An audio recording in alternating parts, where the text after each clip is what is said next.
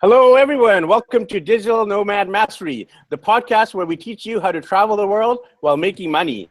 So on these episodes, we interview different digital nomads, and we're actually doing a series about digital nomads in Bali, which is one of the major hotspots for the digital nomad community. You have Medellin in Colombia, you have Chiang Mai in Thailand, and Bali in Indonesia. And we currently have Troy and Alecia, who are actually friends from back in Vancouver, BC, Canada. Troy was volunteering at one of my social media mastery conferences. And Alicia's been my friend for a few key events. So Scott, Alecia, Troy, and myself were all actually from Vancouver. But now I'm actually in French Guiana, which is in the north of South America. And Scott is in Croatia, and Troy and Alecia in different rooms in their house in Bali. So this is actually our first ever couple interview. And on Digital Nomad Mastery, we want to interview people at different stages of the digital nomad journey. Everything from wanting to start out, to just starting, to maybe in the middle, to advanced, well-established digital nomads, but also different types of digital nomads. Everything from single people in their 20s, to couples like Alecia and Troy, to families such as myself traveling with kids, to empty nesters such as Scott. And we really want to cover the gamut of nomadism, jobs, etc. So I know these guys, they do a variety of different things online, everything from branding to web design to graphic design, to doing online courses and masterminds. So stay tuned for some information.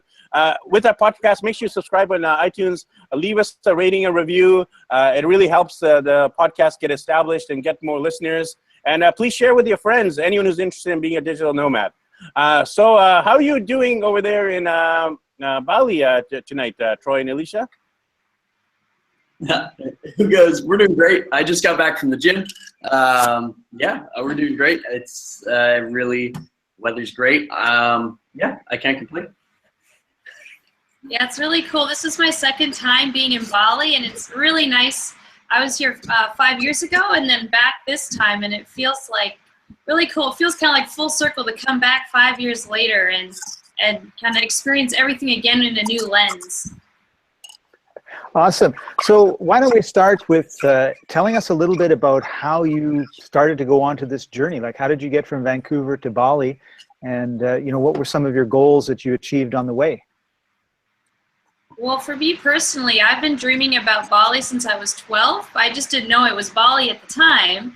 And so I was having these dreams coming to me of this like tropical paradise spot that I was supposed to go to. And it never really made sense to me until I moved to Vancouver and I made a friend there. And then that friend a year later moved to Bali. And then they showed me Bali just kind of like this on Skype. And I was like, oh my God, that is the place I've been dreaming about. So a year after that again, I ended up going to Bali and coming here and just falling in love with this place and spending a whole year here. And then, got back to Vancouver, back into my makeup career. And every single day after that, I couldn't stop thinking about Bali. So it just happened that, in November last year, I was like, screw it, I'm buying a one-way plane ticket to Bali. I need to go back there. I'm sick of thinking about it. And so here we are, and Troy was open to it, and he wanted to come check out Bali for himself as well. So we both agreed, and I actually flew out here before him, and then he met me here in December last year. Wonderful. So what are your, are you going to stay there for the rest of your lives? Like, what are your future plans, sort of generally? Because I know these things change, but where do you see yourself going if you're not staying there? If you are staying there, then that's simple answer to my question. But well, the interesting thing is that we realize being here, like after about 90 days, we start getting itchy. We're like, oh, we gotta move. So we like to kind of like plan for 90 days or less sort of increments in one place. That's what we learned about being in Bali this time. So we're itching to leave right now and come back to Vancouver and see our friends and our family. And after that, we'll probably come back to Bali at the end of the year. So I think Bali will be a spot we come to frequently in our lifetime, but not for long durations. And I would love to hear about your story of how you guys became a couple. I already know a little bit of it. You guys were doing a little bit of the long distance thing, and now you're doing the long distance thing in the sense you're no longer in Vancouver. you're across the world together finally. So I think I listened to a story about how you became a couple, and also some of the blessings and challenges of traveling as digital nomads as a romantic couple. Yeah. Go ahead, Troy. Well, we originally met online in a Facebook group that I created that originated in Winnipeg, Manitoba. So it was an entrepreneur group, meetup group. We'd throw these big flashy events, and the community started growing, and I'd invite people in all the time, and I'd introduce them, be like, hey, welcome to the community. This is what we do when we're here. You know, this is how you interact with people. And then Alecia here, she just wouldn't stop messaging me. And I'm like, who is this girl? Like, she's rather interesting. I was running my own Facebook group at the time as well. So we were both, I was like, man, we're doing the same thing. We can help each other. So I just wouldn't stop messaging him. I was like, hello, what are you doing? We ended up getting on a phone call, shooting back and forth, and just for, I think, about a year and a bit, we just were really good friends. We were both running service businesses at the time. I was an interior contractor, and she was a makeup artist running in the makeup industry. And yeah, we just help each other out with our challenges and different things that were going on. And then Alecia went to a Tony Robbins event in Florida, and I was doing a big contract at the time, and I was pretty burnt out, overworked, you know, we were doing some pretty big homes at the time. And then, yeah, she invited me to come out to Florida to meet her for the first time. And I said, yeah, screw it, let's do it. And then next thing you know, went out to Florida, and Alecia ended up booking a car for me in Miami. And she said, when you land in when you land in Fort Lauderdale, you're going to pick up a car and you're going to drive to Miami and you're going to come find me. And sure enough, I did, and we slept in the living room of a friend's place, and somewhere in Miami, I can't remember where. North Beach. North Beach. And then the next morning, normally when I've went on vacations in the past, I found I have a lot of structure and a lot of pre-planning for say. And Alicia's like, yeah, we're gonna go to Walmart in the morning, pick up some camping gear, and we're just gonna go. And not only in the morning, it was like 3 in the morning. We're gonna wake up, get in the car, and drive to Walmart, buy camping supplies, and then at sunrise, drive along the highway to Key West. We're surrounded by ocean. Next thing you know, we were on a adventure of a lifetime, and we ended up falling in love. I'd say second or third night, and yeah, and then we traveled all around Florida for about 3 weeks, and then I ended up going back to Winnipeg, and Alecia was in Vancouver. And about last May, actually, it's just about a year now, I was still doing some contracting. I was always dabbling in online marketing and just kind of building community and working on coaching and consulting, but I never really jumped fully in, and I had a lot of graphic design skills. And last May, I booked a one-way ticket down to Vancouver and moved in with Alecia, and I mean, the rest is history. Now we've been in Bali for about 7 months, and yeah. What a beautiful story. How is it to travel as a couple in terms of the difficulties and the fighting and conflict resolution? How have you guys found those things? I'd like to start on that one. Well, the best part about our relationship is that adventure is one of our top 3 highest values. So we just love adventure, and our relationship actually flourishes when we're adventuring. If we stay stagnant too long, then we start to get bored. And so that's really cool, because I was thinking, like, you know, growing up, I had such a hard time finding a guy who could keep up with me. That's what I always thought. And then I met Troy, and he was super into my pace of life. And so, well, and I guess in terms of fighting, we are really lighthearted about things. We don't really get mad, and we don't take life too seriously. So our fights consist of us just kind of like making fun of each other and then laughing about it, and then we forgot about it 2 minutes later. So I think that Troy could say stuff about that too, about, you know, girls and fighting and all that. I think we have a high level of awareness versus, like, as an entrepreneur, you need to have a high level of awareness, whether you're doing marketing, advertising, whatever it be. So I find that we were able to notice when problems come up and like deal with them very quickly, because if not, I find it affects both of our performance if we allow things to stagnate and fester. So we just squash things as quick as we can.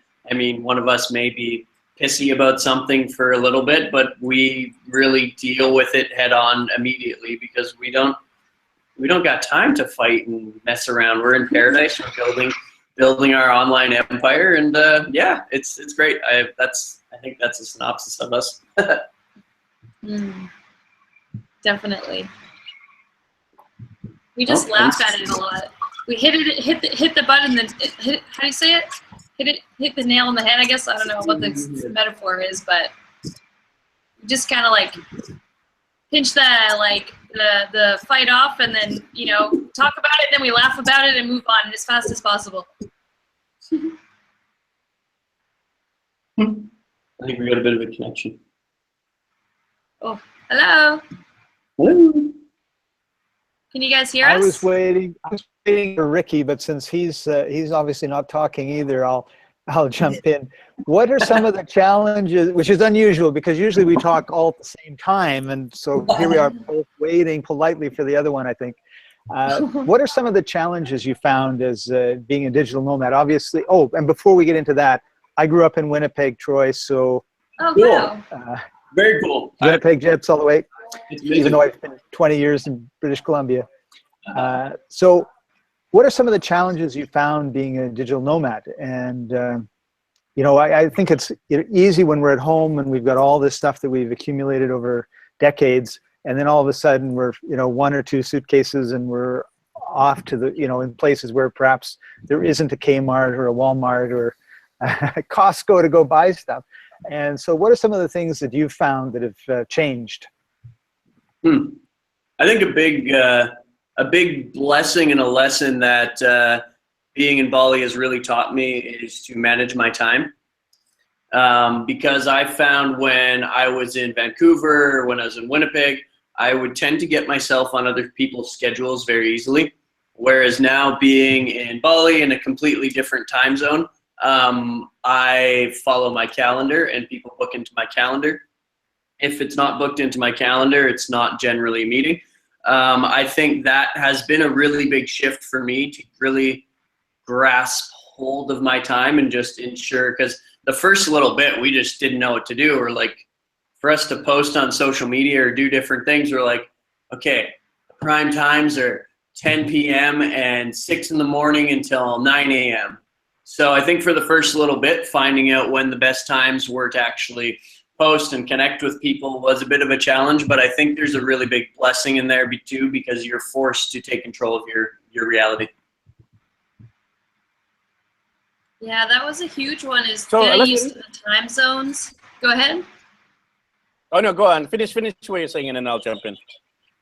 Yeah, that was a huge thing for us, is getting used to time zones. And my mom even started booking time in my calendar to talk to me, because it's just so much easier to convert the time zones with the Calendly app that we use. And so it's been interesting to, you know, I think Vancouver's like 15 hours or something difference to us right now.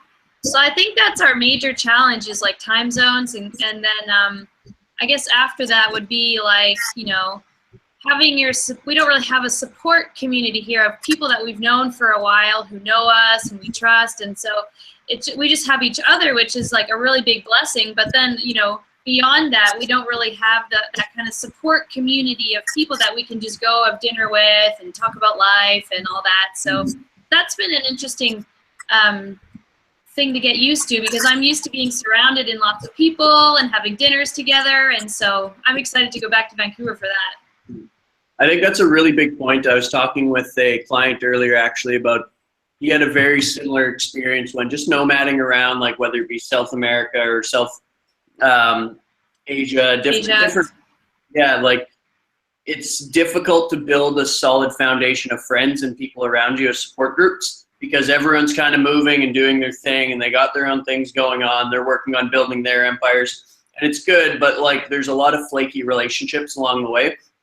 You meet people, they come in, they come out, and it's like, it's good because you get to meet a lot of people, but you don't have like a core solid group that you can really connect with other than be online and different things. But I think if you really crave human interaction, I think that's a really big thing that has been a struggle for us.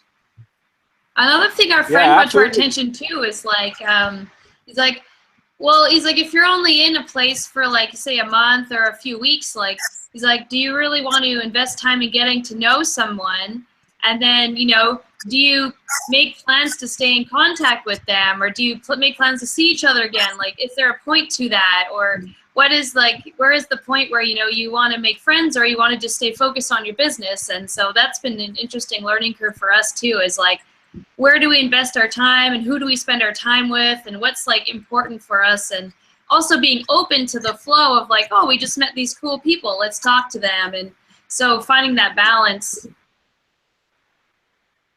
Absolutely, guys. I can definitely relate on so many levels to all these things you mentioned about the time zone differences, staying in touch with friends and family back home when you're around the world, the lack of community. I mean, that's something I was super passionate about and still am passionate about back in Vancouver and here. And the part of the reason we're doing these podcast interviews is to build that community of people who are into the same lifestyle. So we might all be in different countries and continents right now, but who knows, we might run into each other down the road in Peru, for example, with Alecia and Troy, or in Europe, or where Scott is currently, or if I end up doing this this conference which I want to do overseas, then we might all end up being at the same conference somewhere in the world, like Tahiti or Perfect. There you go. So I wanted to ask the question about money, because a lot of people ask this question, or they have this objection. I can't travel the world because I don't have enough money, I don't have enough time. And I hear this over and over, but somehow we're doing it, even though we don't have a lot of money. None of us are millionaires that I know of. We've just made a decision to travel around the world and to figure out the money along the way. And we love asking this question about different types of people and different types of income sources. So I know both of you guys are able to generate online incomes. So how do you guys do that, Troy and Alecia? Yeah. Alecia, do you want to go first? Sure. So in terms of money and mindset and making money online, I like what you said about, you know, you don't need to have a lot of money to do it. And honestly, I think that sometimes we spend less money traveling than being in Vancouver, but yes, we spend about the same amount of money here, but we actually get more for our money here. Like, you know, massages are $5 to $10 for an hour, right? In Vancouver, you spend $80. So here we go out for an afternoon, and you know, you can get a haircut, a shave, a lunch, a massage, and you know, a facial, all this stuff for like the same amount as, you know, not even a massage price in Canada. So we spend the same amount of money here, but we just get way more for it and have a better quality of life. And so that's what we really enjoy.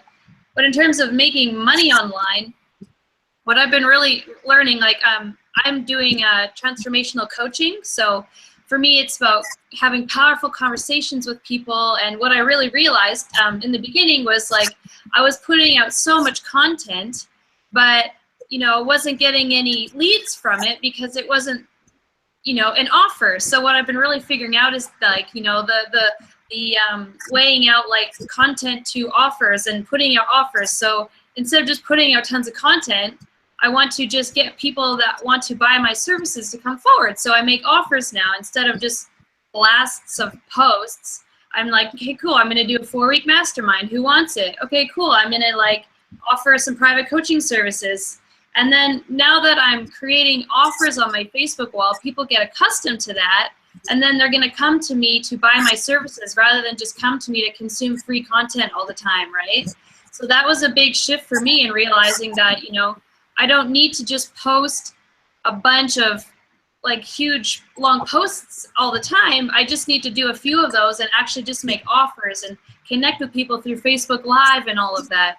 But at the same time, I wouldn't be able to do that if I haven't been, you know, warming up my Facebook profile for years and years and years and years without offering to them.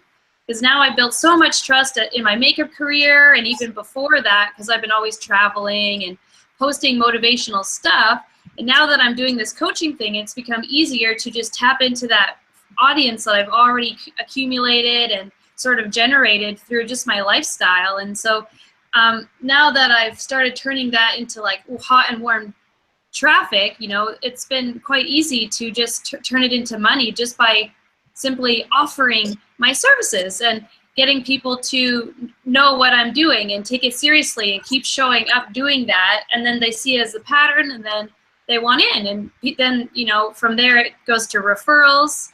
Then the client that I made really happy, then they send me their friend, and then they send me their friend, and it keeps trickling down, right? And so that's how I've been working on it. What about you, Troy? Yeah. Well, I think one thing you said that I really liked is, like, we've both been building our personal brands for quite some time. We've both been kind of dabbling in the online space. So I'd say about 3 or 4 years of just really warming up our profile, getting good at putting out content, being consistent and steady with it. A big thing that I've made a shift in recently, Alecia mentioned this as well, is really just having powerful conversations with people. Actually genuinely wanting to connect with people and seeing how you can add value to their lives, seeing how you can actually benefit them. For example, I mean, my main income streams right now are in the consulting space. I'm teaching service business owners and coaches and consultants how to actually generate an income and maximize their time, effort, and energy, and become more, how do I say that, more confident with what they're offering and actually more efficient with their time. I offer branding packages as well. I do a lot of designing on my end, but the biggest thing I think is putting out content and asking every so often. A lot of people want to put out content and they never ask. If you never ask, you shall never receive. So you have to ask every so often and put out offers, and you can actually help more people the more that you sell to them.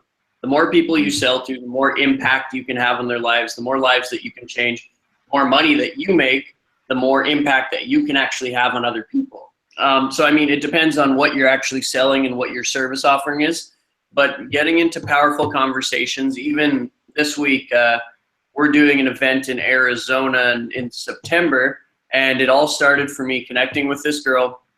Just wanted to have a genuine connection, reached out, said, hey, how are you doing? Like, let's connect sometime. I've seen some of your stuff.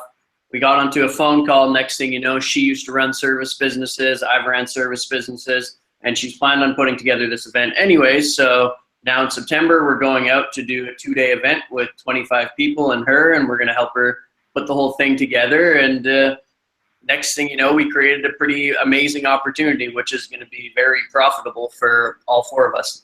So I think really, and not coming at conversations from of like, what can I get?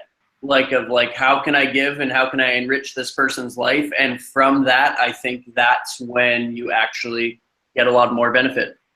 Mm-hmm. And asking what people need too, like asking what our audience needs or wants in their life too, and then just creating something out of that. That's really important. Those are wonderful points, and I think really important points that oftentimes people forget, like being of service and you know, what you put out comes back many times over. I firmly believe that.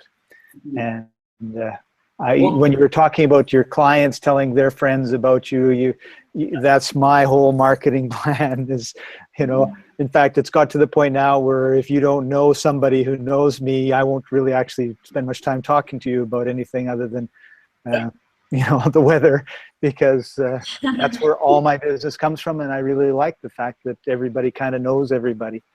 Yeah. I like one thing too that I've been really focusing on myself is a lot of people, when they start online, they're really focused on lead generation and building a funnel and getting the leads.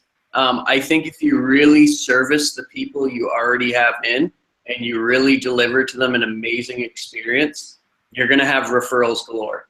If you actually spend the time, effort, and energy instead of focusing all your time on lead gen and then your service offerings complete garbage, I think that's a big mindset shift for a lot of people, that you can really build a very profitable business by just serving more and just going out of your way, doing the little things that it doesn't take a lot of time, effort, and energy. Like, for example, I created an expense report sheet that I send to a lot of my clients. It's duplicatable. It's on Google Sheets.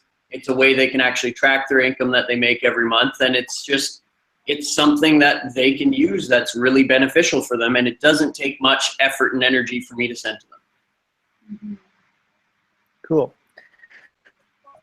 So what are some of the cultural differences you've noticed from Winnipeg and Vancouver to Bali? Because oftentimes when people go from one environment that they're very comfortable with to another one that maybe they're not quite so comfortable with, like I went from Australia to India, that was quite a shock a number of years ago. But how have you dealt with that, and what have some of your insights been? Cultural differences. I think the driving's different. Driving on the other warmer. side of the road. Scooters. I think a lot. Yeah. Go ahead. Yeah, I just want to talk briefly about the driving. I think it's really interesting because if you're in Vancouver, Canada, you're driving on a highway, you're driving on this like perfectly straight road with these perfect lights that tell you exactly what to do at the exact right time. Whereas in Bali, it's just like lights are a suggestion, you just go. But like the level of awareness that is involved in driving here is so much different than Canada. Like somebody will cut in front of you here and you're like, oh, perfect, I expected that. Whereas in Vancouver, Canada, somebody cuts you off and you're like, oh, what a jerk, that guy cut right in front of me. And it's like, I think the level of understanding of your surroundings is so much higher because that's just how they roll. I think it's a big shift for a lot of people, and it looks terrifying if you've never driven in Bali. My first couple times were very terrifying, but after getting used to it, it's like, you know what? Like this, like people honk when they're passing you, but in Canada, when somebody's honking, you want to speed up. So I think that was a big shift for me, just getting used to the whole driving, but it's really interesting to see how dependent in the Western world that we are on road signs and lights and different things, and it really dumbs down our awareness. That's a great point. So go ahead. Go ahead. We keep talking over each other, but I'll let ladies first. Thank you. I kind of created this interesting metaphor about the driving in Bali too, since we're talking about that. It's like, you know, when you're driving, sometimes there's dust in the road and then you get a piece of sand in your eye, right? And so when you're driving and you have sand in your eye, it can be kind of scary. So, you know, the first reaction is to want to like put your hand in there and try and get it out, but that just makes it worse. So what you want to do is just keep driving and then like kind of blink your eye and let your eye deal with it. But the metaphor is kind of like, you know, in life, stuff happens and you're cruising along and then you get some kind of thing happen to you. You don't want to just go in and scratch it out. You're going to hurt your eye and get all these scratches on it. You just want to like let your eye deal with it, blink it out and keep going, right? Don't let it bother you so much. And that was kind of like this metaphor I created for life is like, you know, don't have to stress out about things so bad. Let them take their course so that you don't get big scars like a rock chip on your eye or something like that. So I wanted to ask the question about, you know, leaving Vancouver, because a lot of people, no matter where they're in the world, they might have this dream or this aspiration or this desire to travel like you guys are doing, like all of us are doing, but for some reason they hold back, or they say maybe someday, or I wish I could, or I'm so jealous of what you're doing. But you guys have actually taken the big leap of faith, and now you're in Bali living the life that a lot of people just dream about. So what would you say to people who are digital nomad wannabes who really want to make money while traveling the world? Yeah, I think this is a big, I can really touch on this point, because originally when we came out here, I only wanted to come out for about 2 months. Alecia is coming out to help out at a conference with a friend, and she wanted to get her online business going, and I was like, you know, when I go out there, I only want to come out for 2 months, and then I want to go back to Vancouver, and, you know, everything's going to collapse if I leave now. So came out here, and then I realized, I was like, wow, like there's a sense of urgency that happens when you put yourself in a place of you need to create and you need to make shit happen. Pardon my language. But I think when you put yourself in a place where you need to make it happen, I think something funny really inside you really begins to happen. And depending on where you're planning to travel, like the cost difference isn't too much. Like if you're planning to maybe go to Paris or like somewhere that's really expensive, like other different places in Europe. I know, Scott, you're out in Europe, but I mean, I don't think the cost difference is too much. And really, once you put yourself in that place of making it, like once you do get into the place, you can make it happen if you are very resourceful. I think as entrepreneurs, we are built to be resourceful people. So yeah, I think putting yourself in a place where you have to make it happen, I think it's not as scary as it seems. And once you're there, you're like, oh, okay, it's just this picture and this thought that you build up in your head that your world's going to collapse around you and you're not going to be able to make it happen. But I think it's a false reality. And once you actually do pull the trigger and commit, you have no other option. Yeah, I think that a lot of people, I mean, our natural state of thinking as a human is like, you know, to fear what we're going to lose in a situation. So a lot of people get stuck in the thought of losing, you know, the comfort of their home, losing their friend circle, losing their job, losing, you know, their familiar country, but they don't focus on everything they have to gain by taking that leap of faith and going traveling to a foreign country and living on the edge a little bit and feeling that sense of adventure. Like they can gain, you know, amazing memories, they can gain new friends and bring memories back to their old friends. And so I think that's a good thing for people to realize is like we are like biologically ingrained to focus on what we're going to lose in a situation. But if you can flip it around and outweigh all of that by all the positive things that you're going to gain by taking that leap of faith and traveling and just trying and giving yourself some like sense of exploration, it actually becomes really fun and addicting and easier. So that would be my point. Yeah, absolutely. I was petrified to come out here first. I was going to say this is a great topic for Troy because for me, I've been doing this for many years already, but Troy is just taking this lifestyle on for the first time since like he moved to Vancouver. So for you, it's a lot fresher. I think you should touch on the fears a bit more, what you went through. Yeah, well, I mean, I booked a one-way ticket to Vancouver. I think, yeah, this is quite the valuable lesson. I mean, I was in contracting for many years, like about 10. And when I think it was last April or so, an opportunity came up for me to move to Vancouver. And I ended up booking a one-way ticket flight, and I was petrified. I wasn't sure if I was going to be able to make it happen. But either way, you know, I booked that flight knowing that, like, the same thing. I have no other option but to make this work. So I flew out there with my laptop, a suitcase, and 4 boxes. And I mailed the 4 boxes to Alicia's house, and I had Photoshop on my computer, and I just made it work. Like, Ricky, I came to your event. I met everybody there, and I ended up doing a couple design packages for people there. There's points when I was actually just making designs for people before they'd even pay me, and then they'd be like, okay, how much is that design? So, I mean, I think when I did that, it really put me in a place that I had to commit, that I had to make something happen. And then Alecia, too, like, I don't even think I was 6 months in Vancouver, and she's like, okay, I'm going to Bali. And I was like, oh, okay, well, I guess I'm going to Bali too. So 6 months after being in Vancouver, I mean, I uprooted my life again, and now I'm in Bali. And I mean, it's the end of May here marks 1 year of me leaving Winnipeg for good in a suitcase and a backpack. So it's amazing how time really flies. But I think just committing and knowing if it's something that you actually really truly want to do, if you commit, things are going to work out for you. Like, we, as humans, we're wired to make shit happen and survive. Like, there's no way that you're going to go somewhere and you're going to perish and shrivel up into a ball. Like, there's people that'll support you. There's people that'll help you out. If you actually ask for help, if you're in a tough space or you can't figure things out, people will help you. Mm-hmm. So I think knowing that you're fully supported when you do make the leap, generally, as long as you keep good connections and, you know, you're not screwing people around.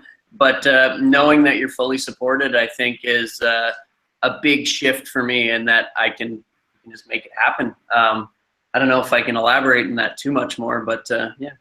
Another thing I just thought about was like, what was it? When you make a shift like that in your life, you kind of take yourself out of the routine that you're used to, and you actually start to feel like really alive. And that's the thing that scares people, I think, but it's actually quite invigorating. And the more you can get used to that feeling of uncomfortableness and aliveness and emotions rushing through your body, then, you know, the easier it gets to make these changes and travel and then kind of become unattached from the old way of living and in, you know, being stagnant in a house in a town forever and living the job and, you know, free until you die kind of thing. And now then you get used to this feeling of aliveness and change and become comfortable being uncomfortable. It's actually really fun. So I think that's something to think about too. Absolutely. And as a couple, Troy and Alecia, obviously, usually men and women or couples, they want different things, like and also you have different personalities. So Alecia seems to be much more spontaneous. Troy seems to be much more structured. So how do you make those decisions when, for example, Alecia wants to stay in Bali for like 5 years and Troy wants to come back to structure in Vancouver? So how do you, besides so obviously dialogue, who wins? And how do you decide who wins? I think I think we both like value each other's input. Like we set a plan out and then Alecia takes some random action on certain things. She has structure as well, but she'll do some things. I'll give some insight. I think we kind of go back and forth. I think usually any big decisions we weigh out between each other before we actually pull the trigger on anything. It's a good question. I'll let Alecia touch on that. The coolest thing about our relationship is that we're both incredibly simple. We have a high standard for life and we love luxury, but within that we're actually incredibly simple and minimalist. So our life is really, really, really easy. Like our life and our relationship together is so easy, and I'm always grateful for how easy it is, because it wasn't that way in the past, that's for sure. But choices and all that, I mean, our values are pretty much the same. And we live a minimal life, so we're both like, you know, what do you want to do? And the interesting thing when I met Troy is I felt like all of my dreams were totally possible once I met Troy. Like I always had these big dreams of traveling the world and speaking at events and being a coach and, you know, living this sort of laptop lifestyle that everyone talks about. But when I met Troy, it just felt like, yes, like he's my partner. And now I feel like, you know, I have that other part, that the matching person to help me do this, and that now it's all possible. So now that we know that we have similar goals with different strengths within the goals, it's just easy. We're like, okay, so what's next? What else can we do? And we kind of play with life a little bit and challenge ourselves in that way. Okay. Yeah. Do you have anything to add to that, Troy? Yeah, I like that. And I think a really big thing is like, one thing we realized as a couple is like Alecia said, like you need to have somebody that supports you and like is along board for the mission, because if not, like it's not conducive and you're just fighting conflicting. But I think a really big thing for both of us is that like we do work a lot and we are focused on a lot of our stuff, but we realize like we don't like to work on projects together too often. Like we will work on projects and help each other out, but not having a cross connect of always working together, because I think that in itself brings a lot of our effort and energy goes into that than it does into our relationship. So I think a really big thing that we learned over the years is not to, I mean, we're still doing a couple events together and just different things like that when we go back to Vancouver and Winnipeg, but I think at the same time too, just not us having a partnership together with us two as a whole. That's a full-time partnership that we're creating, because I think us as you alone would keep love as the focus. Yeah, I think our relationship in itself is a partnership that we have to put time, effort, and energy into. If you don't put effort and energy into it, it just stagnates like any project would. Yeah, and I can definitely speak on this as well, because I'm the opposite of Alecia and Troy. I'm the spontaneous one, and my wife's the more structured one. And actually, we find that's a good thing in some ways, because the two opposites actually balance each other out. Because if we're always being spontaneous and kind of like carefree and laissez-faire, then everything falls apart. You run out of money, and nothing's planned. So yes. I actually need my wife's balance of the structure, the discipline, the financial management side of things, and we also need my things and kind of the boldness, etc. So I find like the difference is actually complementary, and beneficial to learn, she learning from me. So, and I think part of it also is to make sacrifices to meet your partner's needs. So sometimes if my wife really needs structure and she's getting burnt out from traveling a lot, then we'll just rest in a hotel and we'll just make sure she feels good. And when we're too structured, like we were back in Vancouver, then she was willing to follow me around the world. So I think it's really about the balance between partners and sacrificing, which is hard because a lot of us want our own things. And that's unfortunately why a lot of couples break up and there's so many divorces, because we choose ourselves over our partners, and that causes destruction. So sacrifice is a hard thing, but important thing in any relationship. And I'm sure you guys have had to sacrifice over and over and over, and the more the better, right? I think one big thing that we always laugh about is like, I don't want to be right, I just want to be in love. So like we'll talk about a topic and we'll be like kind of like, well, this is this, and it's like, you know what, I don't want to be right, like let's just figure this out. And I think I like what you said too about the meeting your needs, because like that's one thing that we come back to too, is like your needs are my needs. That if you need something met, like it's my responsibility and your responsibility to make sure we meet our needs together. I think that's really important. Yeah, speaking of needs, there's actually a great book, and we love giving resources and tools on the podcast too. So there's a book called His Needs, Her Needs, and it talks about like gender differences, and women might need more stability generally. So you guys are the opposite of normal, because usually men are the adventurous ones and women are the more stable ones traditionally. But I mean, obviously times are changing. So yeah, I definitely recommend the book called His Needs, Her Needs. So that helped us in our pre-marriage days. Yeah, absolutely. That's awesome. Scott 1 and Scott 2 when you're on the road. I mean, it must be challenging to, if Scott wants to stay in one place, but Scott number 2 wants to go to another place. How do you make that decision, Scott?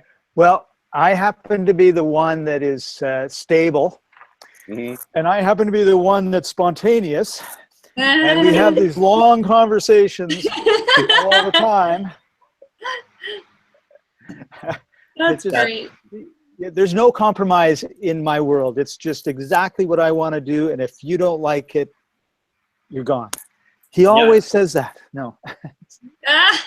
We always joke because the compromise we make is like, where do you want to eat for dinner tonight? Do you want to go to this place or this restaurant? We're like, So, Alecia, your attitude towards it and your desire to travel and your willingness to go on these adventures gives men like me tremendous hope and inspiration, because we don't find a lot of people like you, a lot of women like you around, and it's great. So thank you. That was a big thing for me, and like, to be honest, I was in relationships in the past with non-entrepreneurial vision women, and it was tough. Like it was, I couldn't make it work, because it's like I got this big dream that I want to fulfill, and I'm doing it. And if you just want to work your job, that's fine, but like that's not the direction that I'm going. Like the direction that I'm going is to travel the world. I think it's really interesting too, because it always hits me when I'm out in Bali. Oh, I think we lost Ricky. It's a nice reminder when we're out here. You'll just be kind of driving around, and it's like, oh yeah, I'm in Indonesia, and it's just hanging out, driving around. You go back home, and it's like a little over a couple of years ago, this was just a far-fetched dream that nobody thought I could do, and now we're out here. And I mean, some people still can't believe it, but at the same time too, like if you put your intention to it, you can make it happen. I think that's really powerful. And this is just the beginning too. Yes, that's right. You're just starting. Who knows where you're going to be the next time we have you. Yeah, exactly. The reason I knew about my travels for the rest of the year is I was just sitting at a restaurant, like writing everything out by the months. And I was like, okay, so, Bali till the end of June, and then, Vancouver, July, August in Winnipeg, September in Arizona, October in, Florida and Peru, and then November back in Bali for the self-love retreat I'm going to do in December. And I was like, this is awesome. This feels like what I'm into. It's sure exciting when you have all those things to look forward to, isn't it? Yeah, it really is. Cool. Well, I want to thank you very much for taking time out of your busy day in Bali to share all this information with us and with our watchers and listeners and our audience. And before we go, tell us a little bit more about some of the things that you do. And if anyone wants to get a hold of you to find out even more details, how can they do that? Yeah, Alecia? Want to go, Troy? Sure.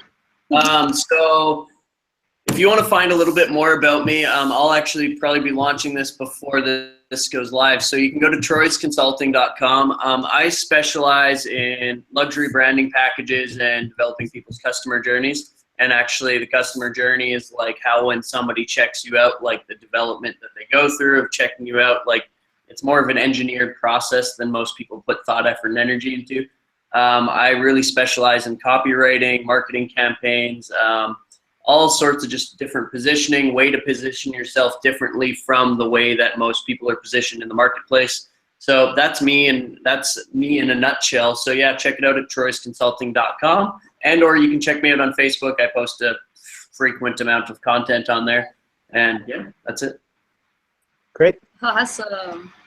And I do transformational coaching for women and men, and kind of goes into life and business, depending where the person is in life. But you can find me on my Facebook page, Alecia Rep, and I also have a Facebook group for women that's a closed group just for women to come in, and I kind of call it like a safe space to open up and grow and just connect with women around the world.